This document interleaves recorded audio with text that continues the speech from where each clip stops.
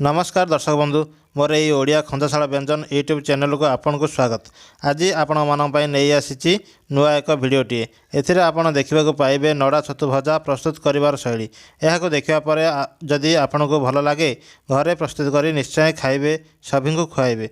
भिडटी को like share करने को भूलिए नहीं। जदि आम चैनल को नुआ आछंती तेबे सब्सक्राइब करंतु बेल बटन टी को दबाई दियंतु। आपण को पुणी थर मोर यही ओडिया खंडशाला व्यंजन यूट्यूब चैनल को स्वागत। आसतु आज आम देखा नड़ा छतु भजा घरे कम द्रव्य किपरि प्रस्तुत करा जाए।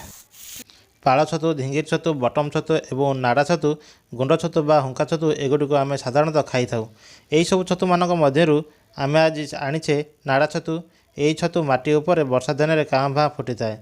ताहा अति विरल प्रजातिर होता है। बजार में यार दाम सबुठारु ऊँचा रही है। जहाँ भी हो दर्शक बंधु चलतु आज आम प्रस्तुत करवा नाड़ा छतु भजा। साधारणतः समस्त घरे तेल, लुण, हलदी, सोरिष उपलब्ध। ताकू नहीं स्वादिया व्यंजनटीए नाड़ा छतु भजा प्रस्तुत करवा। प्रथमे संग्रह कर आनी नाड़ा छतु गुड़ी को गोटी गोटी कर बाछीदेवा। से बाली माटी सब गुड़ी को परिष्कार करदेवा।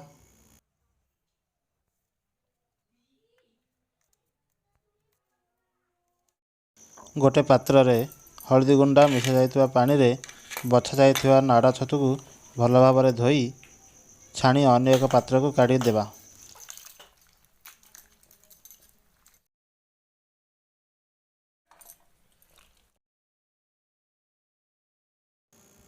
चुली रे कड़ीटे बसाई गरम करवा। से स्वल्प तेल गरम करी स्वल्प परिमाण सोरिष एवं कटा पियाज पकाई भाजीदेवा।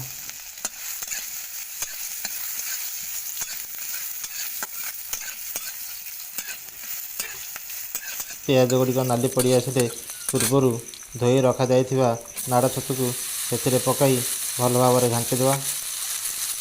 उल्टा पल्टा करदेवा।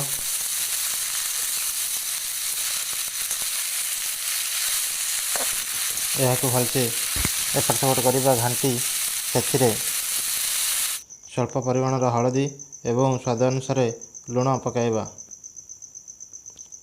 एगुड़िक पकाई सारा पर ताको भल भाव में मिसाई देवा।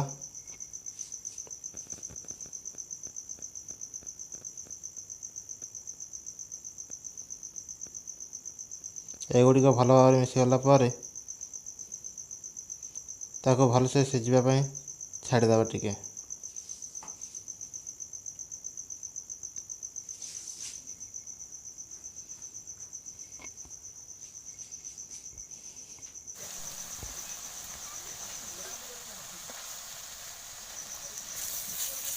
यहीपरि भाव में यहाँ एपट सेपट करुवे। जेहेतु गुड़िकर पानी मरी आसुची तेणु कड़े लगिकी स्वादहीन हो पारे। एवं संपूर्ण रूपे भजा हो गला तेणु यह अन्य एक प्लेट को बाहर कर नहीं जावा। एवं आपण मैंने देखिपे नाड़ा छतु भजा किपरि भाव में हो स्वादिष्ट एवं स्वास्थ्यकर मध्य।